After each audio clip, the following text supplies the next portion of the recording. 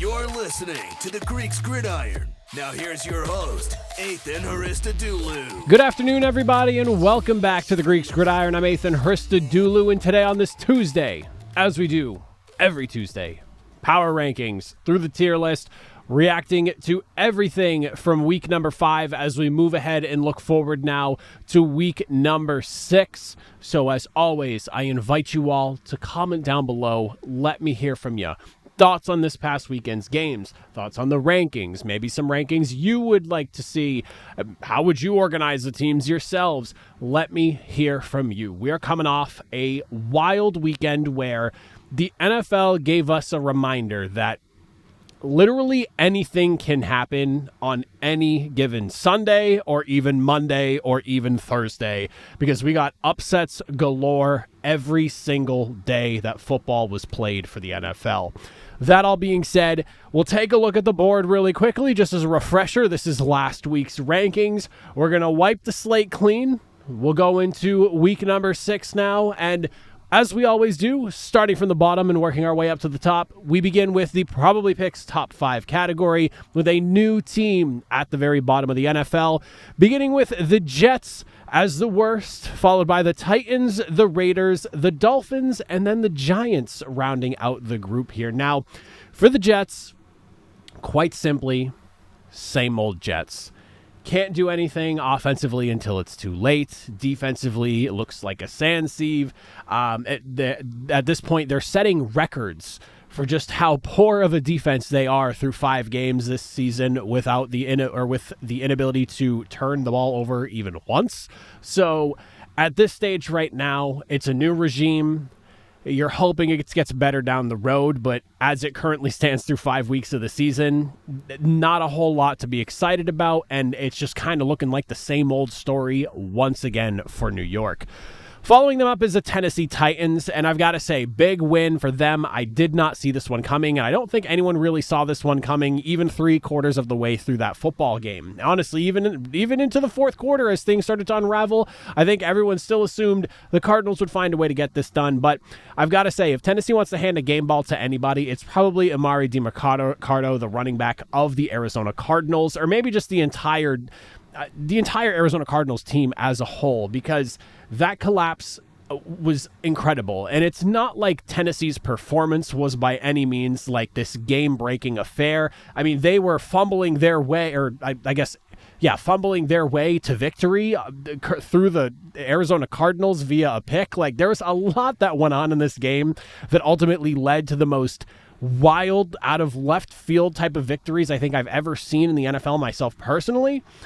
If there is a great positive to pull out of this game, Calvin Ridley finally looked good in a contest. He's been going through a bit of a murderer's row of cornerbacks, so he finally had himself a more favorable matchup in an Arizona Cardinals secondary that's been banged up for a while now and not quite where it needs to be. So there's a good positive to taking the step in the right direction. But I mean, even watching the celebration in the locker room after the fact with Brian Callahan giving his speech in front of the team, it didn't feel real.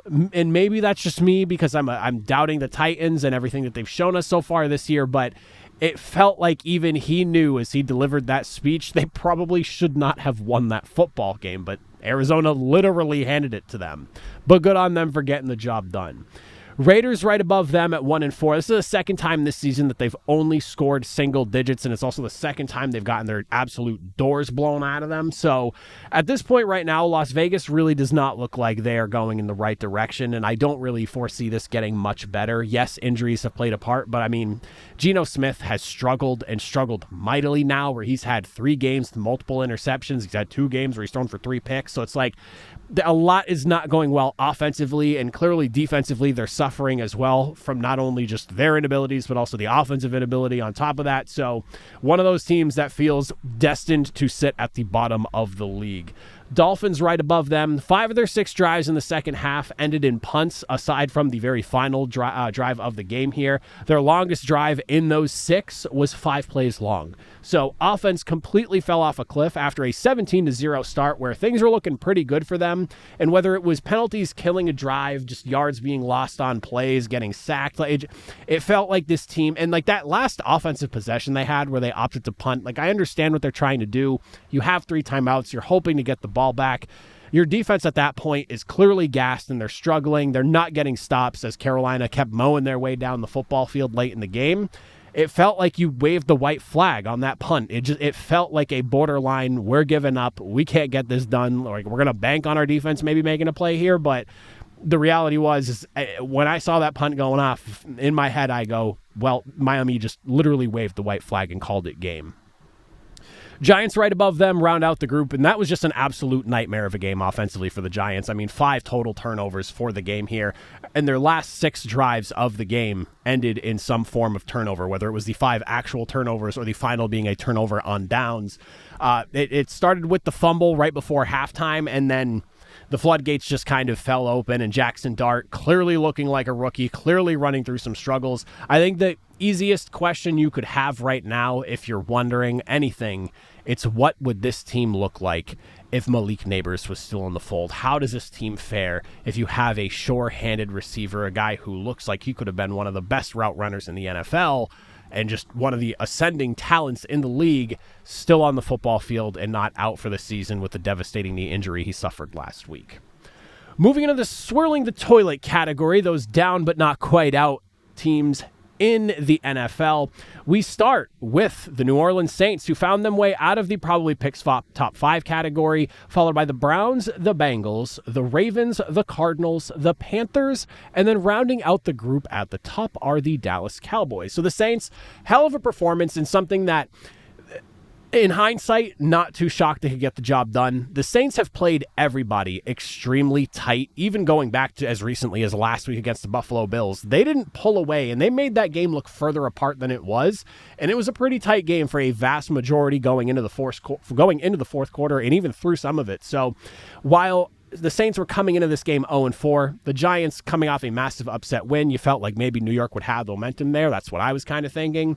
The defense said, no, of course, with the 5 takeaways, 3 obviously off of Jackson Dart. They held the Giants to 3 for 10 on third downs as well. On the offensive side of things, it's not been pretty. It's not been perfect by any mean, but you have yourself a guy like Rashid Shaheed who can every now and again always rip for like an 80-plus yard touchdown. The dude's got absolute rockets in his feet. So good win for them. One of the very few that I do think the New Orleans Saints are going to get this year. I'm still one of those people that firmly expects them to be picking somewhere very early in this year's draft. I had them pinned for top 5 for a while, and that's still very much in play. But at least as things currently stand right now and just how tight they've played some other opposing teams, I wanted to give them a little bit of respect this week.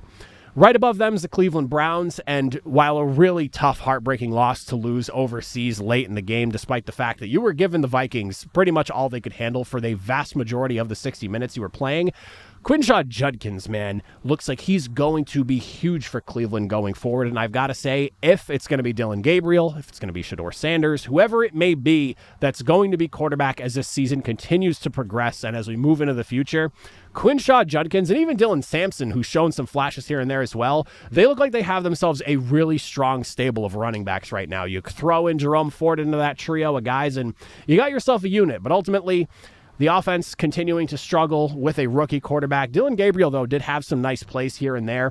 It's the defense that keeps those games close. And ultimately, the Browns, who just can't seem to get anything more than like 16, 17 points a game, find themselves in a spot where they're losing, scoring 16, 17 points in a game, 17 this time against Minnesota. If this offense can figure it out, the defense is going to keep them in every single football game. Right above them is the Cincinnati Bengals, and aside from a few big plays in the fourth quarter that made the game get a little bit interesting against Detroit late, and that felt more so just like, it felt more like Detroit just kind of like letting up on the gas more than anything else, which is interesting for a Dan Campbell-led team, but the nightmare in Cincinnati continues, and unfortunately, it does not seem like this team is going to be in playoff contention when Joe Burrow makes that if, whatever it may be, whenever that time frame is that Joe Burrow should be making a return, if it is this season. And that's really unfortunate, but that's where this team is. So many eggs, losing my voice there, so many eggs in one player's basket, and of course in this case being Joe Burrow, to of course then get the football to your highly paid wide receivers, and then the over-reliance on a game wrecker in Trey Hendrickson, but not a whole lot else to impress you on defense. this is where the Bengals are, and it feels like a very easy layup to chalk them up for losses each and every single week, especially when they're facing off against teams that are like playoff contending teams the way they've been facing. It's just a tough road for Cincinnati right now, and I don't really foresee it getting much better. Right above them, the Ravens. I mean, if you would have told me, if you would have even told me 2 weeks ago that this is where the Ravens would be right now, I don't think I'd believe you here, but this team is just a complete mess defensively. And we were having a conversation at the office at work on Monday following Sunday's slate of games. And I specifically remember saying to a coworker, this is not the Ravens team that I grew up watching. The Ravens always have a good defense, even if they start out kind of sloppy and things get tough. Like last year, struggled against the pass, but they buttoned it up about halfway through the season, and the defense got really good. At some point, it looks like it ends up getting better, but their defense is always one of the tougher units. This felt like a team that just rolled over and gave up for a game, and it was one of the more jarring things I've ever seen with the Baltimore Ravens in my lifetime. And they've been around for basically my entire existence. I was born in, 95? I almost forgot my own birth year. Born in 95, near 30 years old at this point. Ravens debuted their first season in 96. And I as long as I have lived, the Ravens have had a good defense. That being said, 177 points allowed through the first 5 games of the season. That is the record for a 5-game stretch for a Ravens defense to have allowed points. You got to go back to the 96 season for a stretch that bad. It's not looking good in Baltimore right now. And the longer that Lamar Jackson is out, the longer all of these injuries continue to linger on the defensive side of the football, I don't really foresee this getting much better. Above them is the Arizona Cardinals, and like we mentioned earlier, from Emari Demercado's celebratory fumble to Dadrian Taylor Demerson's interception turned fumble, turned ball batted into the end zone, turned touchdown Tennessee, that's got to be one of the most insane examples of a team just falling apart and collapsing. And I've never seen a bigger domino effect than the fumble at the goal line, air quotes, at the goal line that ultimately started everything. We talked about this last week with Adonai Mitchell, and I've got to hammer home the point again. There has got to be something done about players just letting the ball go before they score. Like, I know in their head, they think they've scored. I cannot understand why players are so quick to want to get rid of the ball after scoring. If I'm a team going forward, and this is obviously just extreme hyperbole and way out of like the realm of actual possibility, I'm writing provisions in every player's contract. If you fumble at the 1-yard line or at the goal line, and it's because you were celebrating, bang, you lose your whole game check. And if it ends up being a loss, forget about it. Bang, 2 game checks gone because it's conduct detrimental to the team at that point. Like, something about that has got to be written into contracts in some shape or form because players just giving up points. It doesn't happen very often, but I've got to say it's pretty weird that it happened twice in the same season in back-to-back weeks. Right above them, the Carolina Panthers. And I guess I should say, like, that's one of those losses is because of the way things unfolded for Arizona. Like, that could send this team spiraling south. That could be like a straw that breaks the camel's back of what was a 50-50 team at this point. And a game that you completely gave away, that can send a team spiraling and wrap up a season 5 weeks into the year. Moving on to Carolina, though. Massive comeback effort for Carolina, and one hell of a game for Rico Dowdle. Shout out to anyone who picked him up in fantasy because he had himself a hell of a game. But 206 yards on the ground and a score. Especially impressive considering they were down 17-0 in the second quarter before the offense started to find its footing here. I don't really know where this Carolina Panthers team is going to end up. They're in you're dealing with a division that has a Falcons team that you did blow out a couple of weeks ago, and then a Buccaneers team who looks ripe for a Super Bowl appearance with the way they're playing right now. But it's not necessarily the hardest division, so like there are some shenanigans that could be in play depending on how the rest of Tampa Bay's season goes. But as it currently stands right now, 2-3 team where there are weeks that I've seen and I go, yeah, this is a bottom of the barrel team. And then you have weeks like this where you're going up against another lesser opposing team in the Miami Dolphins. And you go, okay, so they're better than the worst in the NFL, somewhere around swirling the toilet. Hence we are where we are with them. Right above them, the Cowboys at 2-2-1. Took an awful Jets team to make this team look good defensively. Ultimately, things started to kind of break through late in the game there. But, I mean, shout out to George Pickens, obviously. Big play touchdown for him. Jake Ferguson, who is having an absolute season right now, career year, especially now in the absence of CeeDee Lamb. And how about a Ryan Flournoy, the leading receiver of this team here? The passing attack thriving despite having CeeDee Lamb, and you have to wonder, once he gets back in the fold, just how good this passing offense can be. And then Javonte Williams out of the backfield. I mean, that guy looks like he's on pace for as good of a season as his rookie year, and it's been a while since that really strong first-year start where everyone expected the sky is the limit for this guy. Had a couple of rocky seasons in between since then, but now really finding himself in Dallas. This is an offense that can compete. It's just that defense, and like I said, it took a pretty ugly Jets team to make it look semi-good. Maybe they can build off some of that momentum, but at the same time, I don't know. I need some more samples post-Jets for me to feel like maybe this defense is turning it around. And you still let up 22 points late in the game, even if you were kind of just like easing up on the gas type thing. Glad to see them get a win, though, over a Jets team that is just the Jets. Moving into the Jeff Fisher Club, those 500 teams are somewhere floating around there. Texans at the bottom of the group, followed by the Bears, who did not play this week. Vikings, Falcons, who did not play this week. The Commanders, and then rounding out the category, how about the Kansas City Chiefs?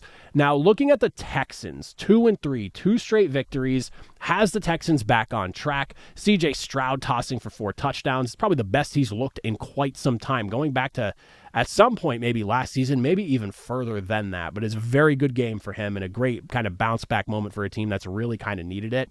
Defense picked off Cooper Rush 3 times in this game, scored on 8 of the 10 offensive drives. So it was 8 straight scoring drives before they finally stopped making their way either into the end zone or putting up field goals.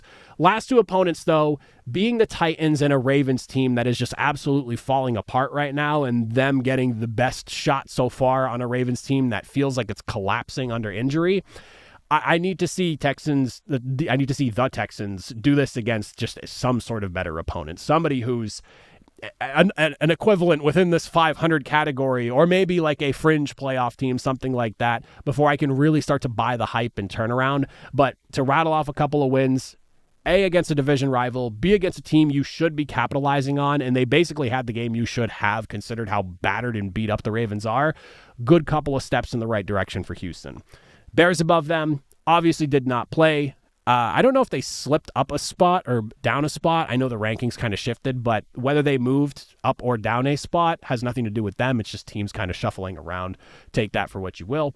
Vikings right above them, not pretty. Offensive line was extremely banged up coming into this game, and it was clear they were struggling against that Cleveland defensive front all game long. Even if Carson Wentz wasn't getting taken down, he had Myles Garrett breathing down his neck, and ultimately that offensive line kind of nearly cost them the game with just the lack of time that Carson Wentz was getting.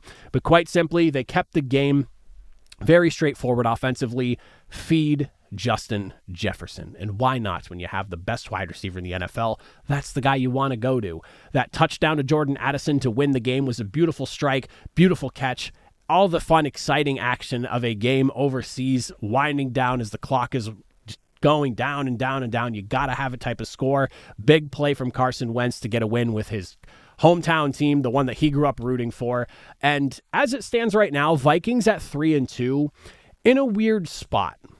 Good enough to compete, but with injuries and obviously the question mark of what J.J. McCarthy is going to look like whenever he gets back, which I feel like might be coming up fairly soon, depending on, we'll go through the bye week and then we'll see how things look from there. But I don't really know what to make of this team, and I feel like it's kind of fitting that they're basically smack in the middle of my rankings right now. This is a team that I don't know what to make of them despite a 3-2 record, because Carson Wentz isn't supposed to be the guy long-term, even though he's, at this stage, fought to the finish for a loss last week, won you a game in a clutch game-winning drive the second week. Just a weird spot. But team, as it gets healthier, maybe they look better, but I again, don't know what to make of Minnesota right now. Very middle-of-the-pack team. Falcons right above them, did not play this week. As I said with the Bears, same thing applies there. Commanders. We have got to discuss Ja'Cory Krosky-Merritt.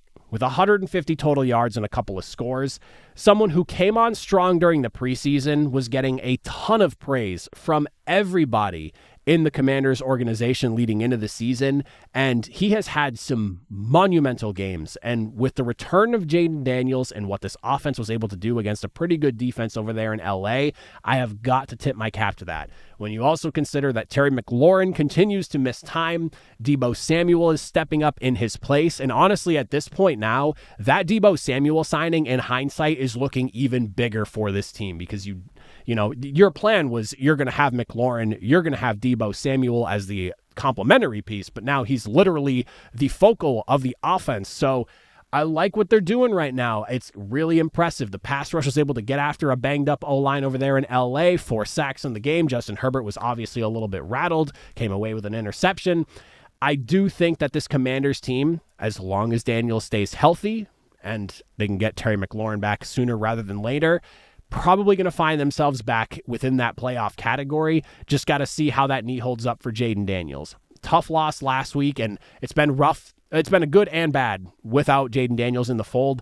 You hope he stays healthy. You hope that knee continues to get better and he can stay on the field, and we don't have to keep seeing those scary memes of the Commanders starting another quarterback with a knee brace. Like I saw those going around like wildfire this past week, and I was just like, oh my God, is Washington going to do it again? Are we going to see them ruin another quarterback who has a bum knee? Like, this is not good, but things looked good in the return game for Jaden Daniels in Washington. Chiefs right above them to round out the category. I feel like the Mahomes magic thing that everyone loves to talk about, especially the networks, the broadcast teams, and you name it, somebody loves to talk about the Mahomes magic. At some point, we've got to talk about Kansas City's over-reliance on the Mahomes magic and how what they're doing offensively is just not really sustainable. They're relying a ton right now on Mahomes to move the ball, not only through the air, but with his legs. Like, he's running a lot. The offensive line is clearly not perfect right now. In the wide receiver room, gets Xavier Worthy back, but you still have guys like Juju Smith-Schuster and Tyquan Thornton seeing significant play time. And you have to think that once Rashee Rice gets back, maybe some of this corrects itself. But even like just the run game not being nearly where you'd want it to be right now, it feels like if this offense does not have Patrick Mahomes carrying it on its back, it's like pulling teeth. And then on the other side of things, you look at the defense struggles that they had, even though they had a good start, things started to taper off like middle of the game to that third and fourth quarter. You look at the final drive, I mean, from special teams first, I guess you should mention, obviously the kickoff goes out of bounds, sets up a short field. You had the PI on the interception that was in the end zone that could have sealed the game for you. Ultimately, that gets called back. And then what happens? Trevor Lawrence gets his foot stepped on and somehow, some way is able to try to get up, trip back down, get back up again, and then race his way into the end zone. Kansas City should not have let that happen.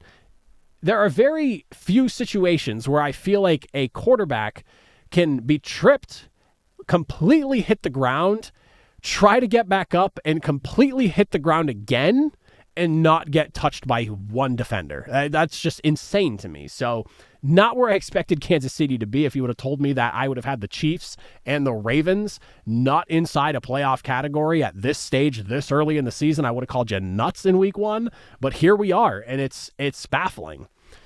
Going into those playoff hopefuls, and as I always like to remind everybody, the way the playoff hopefuls and Super Bowl contenders need to be laid out. Got to have 7 teams from each conference to represent all the playoff teams. We have to have all 8 division winners and then 3 wildcard teams from both the AFC and NFC. That being said, we take a look at, first, the Patriots, beginning in the playoff hopefuls. Big win for them. We'll talk about that in a second. We got the Chargers, we got the Steelers, Seahawks, Rams, 49ers, Broncos, and Jaguars. Now, here's the deal. We look at the Patriots. Culture-defining statement victory for this team. This is Mike Vrabel's signature win and the exact win this early in the season that he needs, where he can look at anyone in that locker room and go, follow me, and I'll lead you to where we need to go. And everyone can look at him and go, yeah, we believe. This was that game. Coached his ass off in this one. You had a massive game from Drake May, who has just been playing out of his mind. Looking at his numbers this season right now, completing about 74% of his passes, 7 passing touchdowns, 2 rushing touchdowns, couple of interceptions, bad fumble, but overall, really good season so far. Nearly 1,300 passing yards, not including some of the rushing yards he has as well that he's been using his legs for. That was a statement victory for the Patriots. It was almost like an arrival type of game for Drake May as well, and he got to do it in primetime in Buffalo, of all places. Unbelievable performance, but somebody I do need to highlight who at this stage right now, bigger performance than I would argue Drake May overall through this season so far, and is probably in line for team's MVP at this current moment, Marcus Jones. From what he's doing on special teams as a return man, to obviously what he does as a slot corner for this defense, touchdowns in special teams, turnovers on defense, he's making plays everywhere. And he's somebody who kind of like low-key was doing a little bit of Travis Hunter before Travis Hunter was. He has taken snaps offensively. And at this stage right now, seeing what he's been able to do, I know it's the NFL, and that's one of those things that it's hard to encourage, but I'd love to see Marcus Jones maybe get a play or two here or there. Something simple. Doesn't have to be anything crazy, but like just see him get in on a package play or two for the offense. I want to see what Marcus Jones can do because clearly he can make plays, he can go get the ball, he can do all of that, and he can score. So let me see some Marcus Jones on the offense. But overall, Patriots looking damn good at 3-2. Chargers right above them. Injury bug is really going to be the big thing we need to talk about here.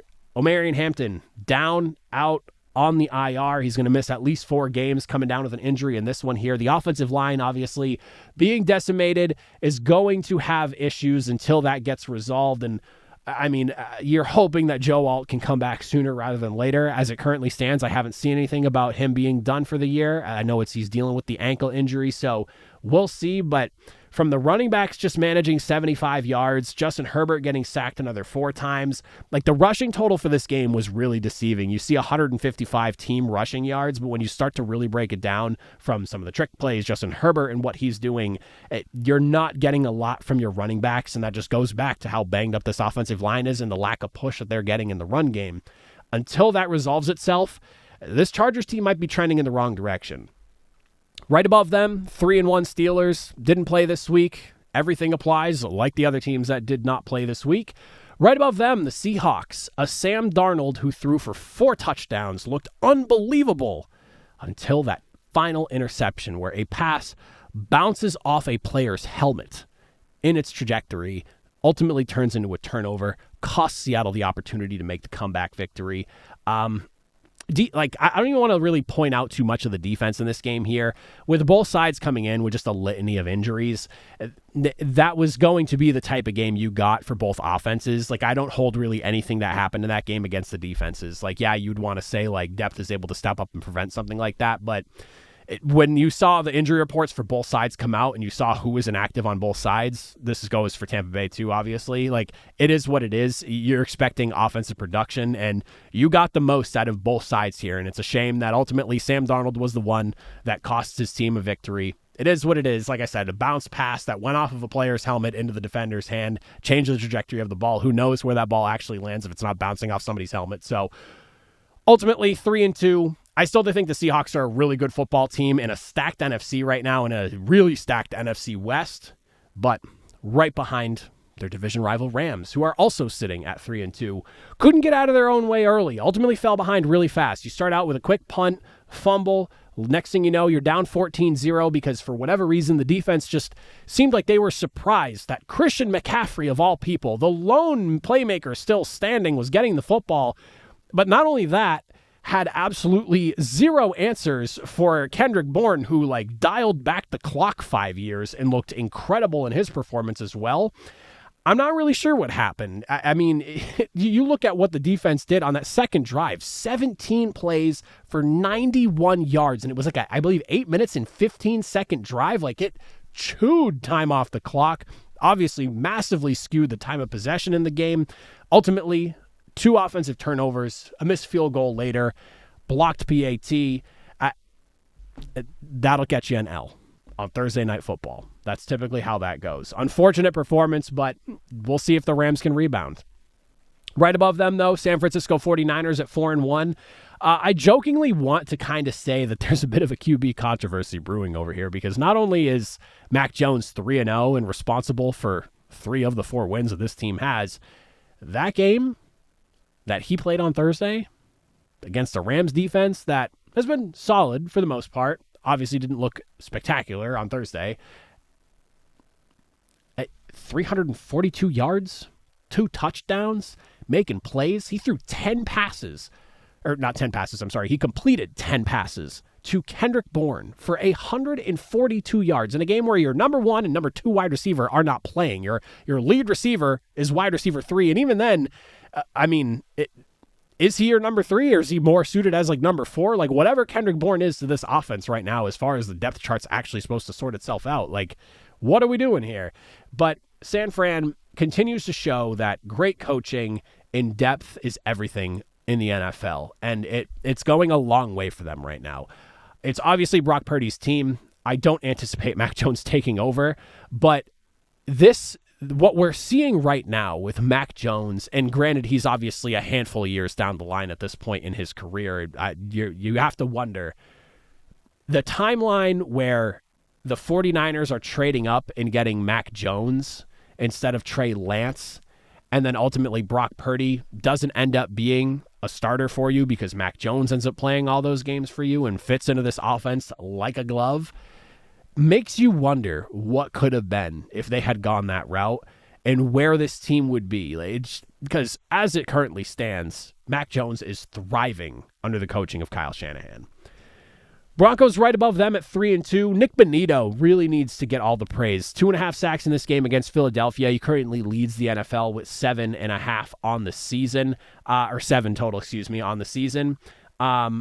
Listen, this game was a masterclass in like playing the long game. Ultimately, the defense was able to keep the game tight, capitalizing on miscues, misfires, mistakes, whatever you name it, you call it. Whatever the Eagles were doing to keep the Broncos in this game, they played that long game. And by the time we get to that fourth quarter, you just need a quick play, a quick spark to get that going. And then next thing you know, you have Denver hanging on to the football, taking it to a tired Philadelphia defense, finding ways to score. They held the ball for 9 minutes and 10 seconds in the fourth quarter. 9-10. That's of the 15 that you get. That's basically 2/3 of the entire quarter. That quarter belonged to Denver. Clearly, defense is a championship caliber unit. As I have been saying, the offense, obviously imperfect, but making plays when they needed it to. I got to give a lot of credit to Sean Payton for the willingness to go out and go for 2 in that situation and take the lead. A, that takes stones. B, he clearly knew his defense could do what it could do to shut things down and ultimately keep a win safe. I just flabbergasted. I did not expect Denver to go into Philadelphia and get a win like that. But here we are. Broncos are 3-2. They have a good case to be 4-1, depending on how you feel about the way that game against the Colts ended. This is a playoff caliber team.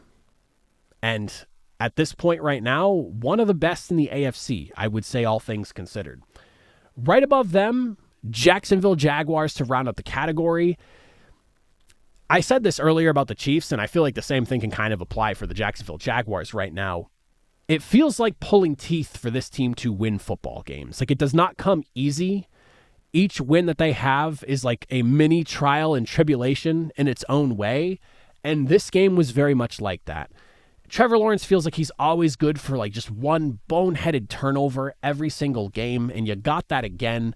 Even like the scoring drive to put you in the lead and ultimately win you the football game. You go back to that play that I talked about with the Chiefs where he gets the snap, gets his footstep done, trips, flopping around on the ground trying to get himself back up, has to break a handful of tackles and then get himself into the end zone. That is the most Jacksonville Jaguars type of win I think I could possibly imagine. The good thing is, though, they're showing signs of really starting to figure it out. Like, this is a very tough game to win against, and it's a Kansas City Chiefs team that's obviously not in the greatest spot, but prime time, you're in a very big prove-it moment. There's a lot of prove-it going on for this Jacksonville Jaguars team, from the new head coach to Trevor Lawrence being in a weird position within his career to this point with how much money he's making in comparison to what he has actually done as a quarterback. This was a monumental moment where you have the weight of Jacksonville on your shoulders, and ultimately, from finding ways to get it done offensively to a defense that continues to be opportunistic in making massive plays, like Devin Lloyd with the pick six, which was one of the weirder pick sixes I've ever seen, because there were multiple moments where it felt like he was going to get tackled and somehow Kansas City just could not make the stop. This is a team that's taking advantage of the opportunities presented to them, and they're winning. They're 4-1. And if they could have found a way to stop the Jake Browning-led Bengals, who ultimately got one over on them after Joe Burrow got knocked out of the game a few weeks ago, this is a 5-0 football team. It would be one of those 5-0 teams that I think you could relate to somewhat like that 10-0 Pittsburgh Steelers team. Not the same exact thing, but where you go, wow, this team's undefeated, but it doesn't feel like they should be, kind of thing. But I am impressed. I'm impressed with the fact that they're 4-1. I'm impressed with the fact that they could damn near be 5-0. And here they are right now, right on the cusp of being literal Super Bowl conversation type team with their current standing in the league. And then to wrap up the list, as we do, Super Bowl contenders category, I have the Green Bay Packers staying put at the back end of this group. If you're wondering why the Green Bay Packers are still there, I just didn't feel like there was a reason to move them out. I still have a really good feeling about this Packers team, despite the fact that they are 2-1-1. Really would have liked to see them get that win over the Dallas Cowboys a couple of weeks ago, but it is what it is. I like where they stand. Christian Watson seems like he's coming back. I'm going to leave them where they are for now, but this is definitely one of those suspect watch type of teams. Right above them, the Colts at 4-1. When you lose your kicker, and that is the one low light you can really pull from a football game, you know things are going well for you, because Indianapolis came in and basically they stomped on the gas and stomped on the Raiders in the process and just never looked back. Their defense has been a literal nightmare for teams to deal with the opportunistic ways that they've had, just whether it's, getting to the quarterback, making turnovers happen, what you name it, they have been problematic. And as somebody who grew up rooting for Indianapolis and it was ride or die my entire childhood, it's been a long time since I've seen what Lou Anarumo has done with Indianapolis's defense, where you feel like they can go out and they can win you a football game. And while it's easy to point at, Jonathan Taylor's playing out of his mind, Daniel Jones is exceeding all expectations. Look at all the pass catchers this team has. Tyler Warren is clearly a diamond. It's easy to look at the offense and go, look what they're doing. But for me, it really is that defense and how well they are playing, because they are just slaughtering opponents right now, and they're giving teams a hell of a time. That being said, am I really there with them being a Super Bowl contender? I'm honestly not too sure. But at 4-1 and with a plus 74 league best point differential, they were a Adonai Mitchell celebratory fumble away from being a 5-0 team right now. And if that doesn't happen and they're 5-0, how could I even argue them not being within this top category here? So I'll take Indianapolis. The pessimistic Colts fan inside of me wants to say that none of this is real and it's all fool's gold, but I can't deny what they're doing at this point through 5 games in the season and where they could be if Adonai Mitchell doesn't celebrate too early. We look at the Bills right above them at 4-1. I'll say this. It's tough because it's a division game, and I always feel like those games can always be wonky. But where the Bills stacked up in relation to the Patriots coming into this season, there's absolutely no reason that you should be losing this football game. But ultimately, you come in, what's usually a clean offense is making mistakes left and right. You have 2 fumbles. Interception that came at the absolute perfect time for the New England Patriots in that game. The offense hadn't scored less than 30 points until this football game. Unfortunately, from the mistakes to just Nobody was going to stop Drake May and Stephon Diggs, who was clearly out for revenge in that game against you, and you could see from that side eye that he gave Josh Allen at the end of the football game. I'm shocked. I really am. It was not the game I expected. I definitely thought that New England could hang around, and that's kind of where I have to leave it because I'm blown away at that game. A team that is just, again, so disciplined and had one turnover coming into this game, and you walked away with 3.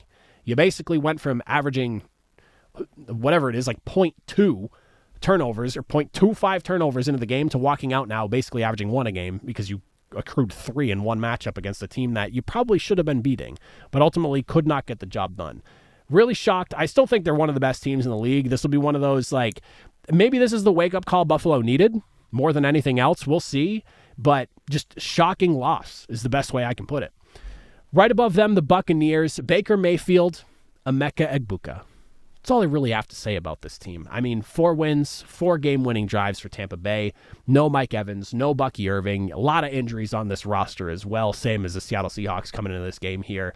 But the Buccaneers keep finding ways to win, and this one was no different. On the road, on top of that as well. You go from Tampa Bay, Florida, all the way up to Seattle, Washington. That's about as wide of a jump as you can take in terms of travel, and Tampa Bay still got the job done. I'm enjoying every second of this. I've been a big Baker Mayfield guy for a long time, since before he got let go in Cleveland, and I have, mother after the Cleveland Browns for doing that literally since it happened. And every single time I watch the Tampa Bay Buccaneers win a game and I see Baker Mayfield making these massive plays, I feel like there's just that voice in the back of my head that's always like, I wonder if Cleveland would like to still have him. But here he is doing work for the Tampa Bay Buccaneers.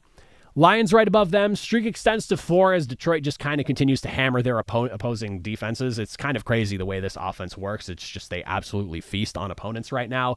They have the most points scored through 5 games this season right now with 174. The only thing I need from Detroit at this current moment in the NFL season is just a win and just a win. It doesn't even have to be like convincing. It could just be a win. 3-point victory, whatever it may be. Game-winning drive. You name it, give it to me. I just need a win over a legitimate opponent from them. I really wanted to put them at number 1, but that's ultimately what kind of held me back from keeping them there. And that's why I have Philadelphia in the number 1 spot. It really has nothing more to do with just I need some sort of like make good on their week 1 loss to the Green Bay Packers, where they did not look good. And maybe that was just week 1, and that's a thing of the past. And that could be what that is, and I'll openly acknowledge that. But I still think about that loss and how poor that team looked in that game, and I can't move past that. Whereas when I look at Philadelphia, and you could argue the way these teams behind them are playing right now, yeah, sure, Lions look great. Sure, Buccaneers look great. They have a win over the Bucs. And on top of that, the Eagles lost again, and they collapsed. They really shot themselves in the foot. Like, I'm going to go to bat for the Eagles right now. I'm not an Eagles fan. Just told you, I'm a Colts fan, and I barely believe in them being where they are right now. Self-inflicted penalties. Jalen Hurts missing deep balls. I mean, on top of that, the O-line having a hell of a day trying to deal with Denver's pass rush.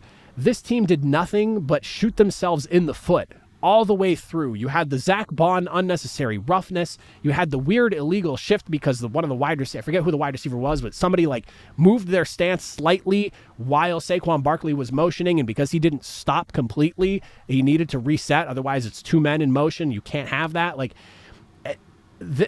Philadelphia threw the game away, literally threw the game away. And there's 2 or 3 different deep shots that I can think of off the top of my head that Jalen Hurts missed. Massive chunk plays where they could have scored points off of. If you want to point out all of that and go, maybe that's why they don't deserve to be number 1 this week, fair.